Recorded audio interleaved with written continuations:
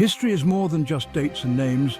It's the rise and fall of civilizations, the clash of armies, and the stories of people whose actions shaped the world. Today we're diving into the forgotten empires, the famous battles, and the untold stories that will change the way you see the past. Welcome, history enthusiasts. Today we're taking you on a journey through time, from the ruins of forgotten empires to the battlefields that changed the course of history. This isn't just your standard history lesson, this is history like you've never seen it before. Let's get started. First on our list is the Kingdom of Aksum, located in present-day Ethiopia. Aksum was a powerful trading empire that controlled a crucial section of the Red Sea and the Nile River between the 1st and 7th centuries CE. Imagine, if you will, a time when the Roman Empire was still in its infancy. Across the Red Sea, on the Horn of Africa, another power was rising. Not content with simply existing, the Aksumites forged a kingdom of trade, of wealth, of military might that rivaled any of its contemporaries.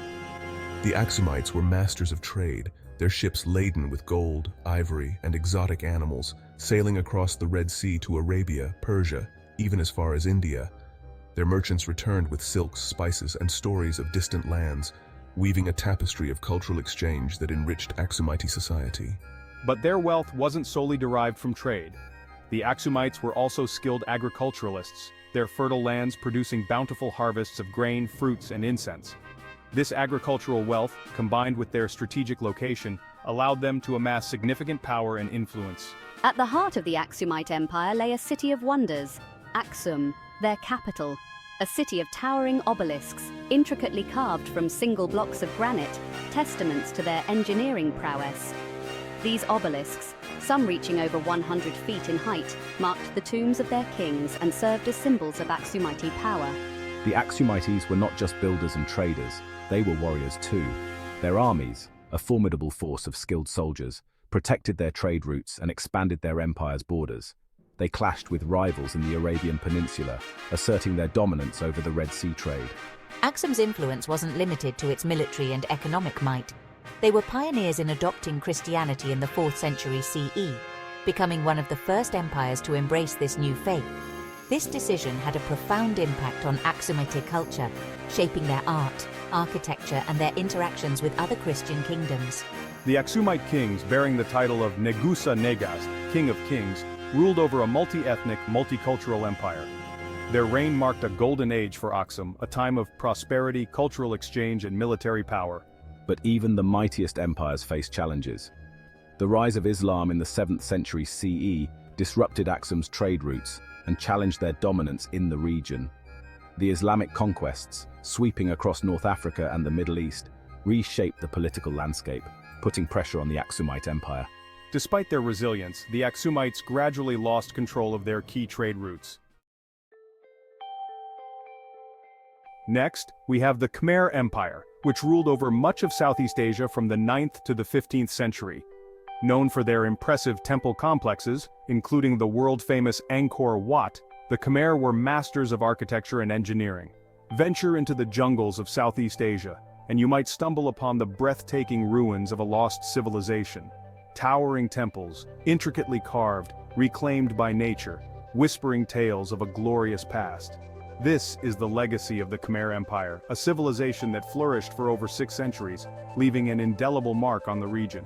At the heart of the Khmer Empire lay Angkor, their capital city, a sprawling metropolis of power and grandeur.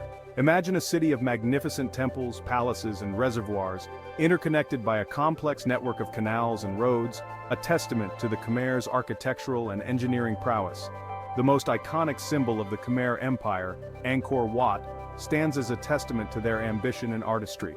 This vast temple complex, dedicated to the Hindu god Vishnu, is the largest religious monument in the world, its intricate carvings and towering spires a sight to behold. But Angkor Wat was just one of many architectural marvels constructed by the Khmer. Across their empire, they erected hundreds of temples, each a unique expression of their religious beliefs and artistic sensibilities.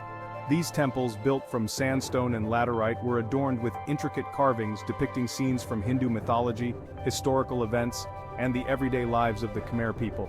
The Khmer were not just builders, they were also skilled engineers and water managers. They constructed a vast network of canals and reservoirs, known as barrays, to irrigate their rice fields and control the flow of water during the monsoon season. This sophisticated water management system enabled them to support a large population and maintain a stable food supply. The Khmer Empire's prosperity was built on the backs of its farmers, who cultivated rice in the fertile Mekong Delta. Rice, the staple food of the empire, fueled their growth and sustained their population. The surplus rice they produced allowed the Khmer to engage in trade with neighboring kingdoms, further enriching their empire. At the helm of the Khmer Empire stood a divine king, believed to be the intermediary between the gods and the people. The king wielded absolute power, commanding armies, commissioning temples, and overseeing all aspects of Khmer society. The Khmer Empire's influence extended far beyond its borders. Their culture, art, and religious beliefs spread throughout Southeast Asia, influencing neighboring kingdoms and leaving a lasting legacy on the region. Their sculptures, with their serene expressions and graceful poses, are still admired today for their beauty and artistry.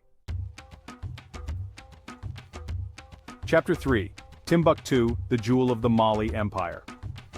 Finally, let's look at the Mali Empire, which thrived in West Africa from the 13th to the 16th century. Renowned for its wealth and the legendary city of Timbuktu, Mali was a center of trade, culture, and learning in the medieval world. Deep in the heart of West Africa, a different kind of empire flourished. One built not on conquest but on trade, scholarship, and the enduring power of stories. This was the Mali Empire, a kingdom whose very name evokes images of unimaginable wealth and a city of gold, Timbuktu.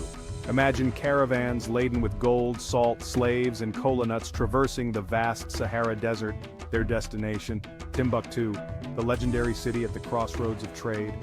This bustling metropolis, located on the southern edge of the Sahara, became a melting pot of cultures, a place where Arab traders rubbed shoulders with Berber nomads and West African merchants. The lifeblood of the Mali Empire flowed through Timbuktu, its markets overflowing with goods from across the known world. Gold, mined in abundance within the empire's borders, fueled their economy and made their rulers fabulously wealthy. But the Mali Empire's riches weren't limited to material wealth. Under the rule of Mansa Musa, arguably their most famous king, Mali became a center of Islamic learning. Scholars and students flocked to Timbuktu, drawn by its renowned universities and libraries, which housed a treasure trove of manuscripts on subjects ranging from astronomy and mathematics to medicine and Islamic law.